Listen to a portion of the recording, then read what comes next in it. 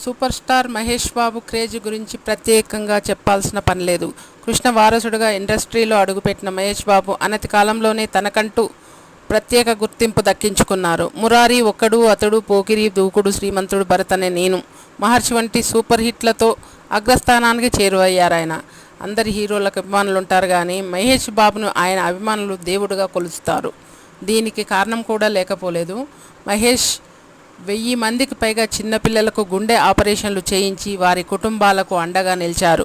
ఈ కారణంగానే మహేష్ బాబును దేవుడితో పోలుస్తుంటారు అభిమానులు. ఇది ఇలా ఉంటే మహేష్ బాబు అభిమానులు గత కొన్నేళ్లుగా మహేష్ పుట్టినరోజు సందర్భంగా ఆయన సినిమాలను రిలీజ్ చేస్తున్నారు.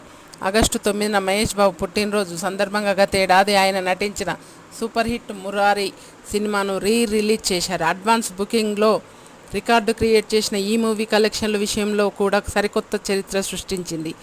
ఆ సమయంలో సోషల్ మీడియాలో ఎక్కడ చూసినా మురారి మూవీకి ఫ్యాన్స్ చేసిన సెలబ్రేషన్కు సంబంధించిన వీడియోస్ దర్శనమిచ్చాయి. ఈ రేంజ్లో రిలీజ్ను కూడా సెలబ్రేట్ చేయడం కేవలం మహేష్ బాబు ఎమ్మెల్యేలకు చెల్లింది.